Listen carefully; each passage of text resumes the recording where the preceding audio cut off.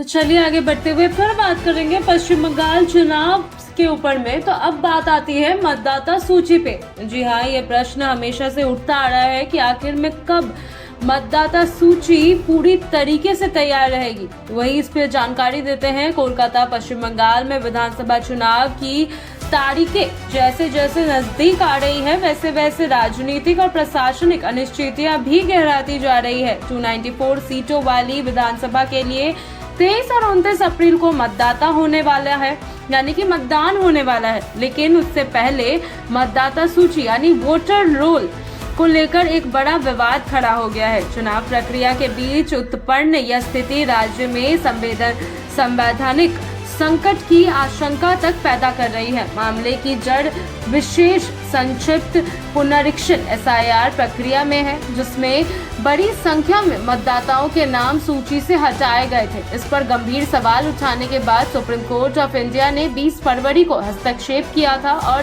संविधान के अनुच्छेद 142 के तहत अपने विशेषज्ञ और विशेष अधिकारों का उपयोग करते हुए प्रक्रिया को पटरी पर लाने का प्रयास किया। अदालत ने स्पष्ट किया कि किसी भी वैध मतदाता का नाम सूची से हटाया नहीं जाना चाहिए और पूर्ण न्याय सुनिश्चित करने की जानी चाहिए, यानी कि पूरी न्याय देनी चाहिए हर एक वोटर्स को।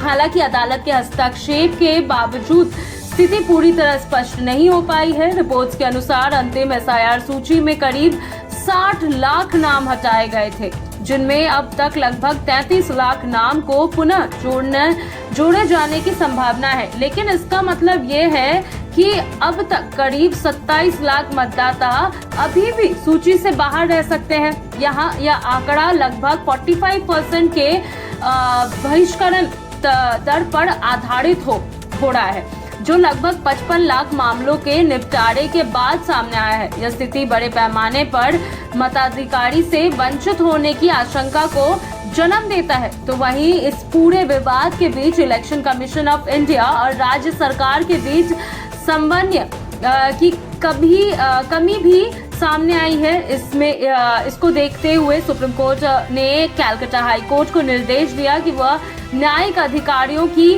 टीम एक गठित करे। शुरुआत में 530 अधिकारियों की टीम बनाई गई, जिसके बाद इसे बढ़ाकर 700 कर दिया गया। इनमें उड़ीसा और झारखंड से 200 अतिरिक्त अधिकारियों को शामिल किया गया ताकि प्रक्रिया को तेजी से पूरा किया जा सके।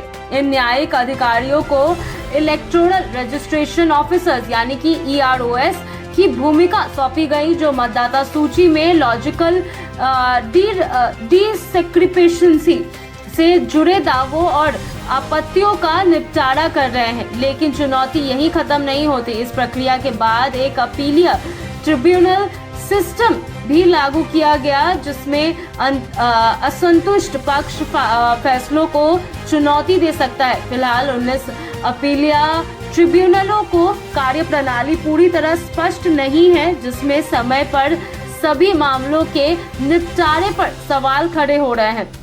डेडलाइन लगातार नजदीक आ रही है और आज मतदाता सूची को फ्रीज किया जाना है, लेकिन कई कानूनी प्रक्रिया अभी अधूरी है। ऐसे में यह सवाल उठ रहा है कि क्या सभी आपत्तियों और अपीलों का निपटारा चुनाव से पहले हो पाएगा? यदि ऐसा नहीं हुआ तो क्या स्थिति एक बार फिर से संवैधानिक संकट में बदल सकती है? राजनीतिक स्तर पर भी बयानबाजी तेज हो गई है। पश्चिम बंगाल की मुख्यमंत्री ममता बनर्जी ने हाल ही में आरोप लगाया कि केंद्र सरकार और बीजेपी चुनाव में देरी करने की कोशिश कर रही है। उन्होंने यहां तक चेतावनी दी कि ऐसी स्थिति में राज्य में राष्ट्रपति शासन लगाया जा सकता है। उनका यह बयान उस घटना के बाद आया जिसमें मालदा में 7 न्यायिक अधिकारियों को भीड़ ने 9 घंटे तक बंधक बनाए लिया था, जो इस पूरी प्रक्रिया की संवेदनशीलता को दर्शाता है। कुल मिलाकर पश्चिम बंगाल चुनाव से पहले मतदाता सूची को लेकर बना यह असमंजस चुनावी प्रक्रिया की निष्पक्षता और समयबद्धता दोनों पर सवाल खड़े कर रहा है।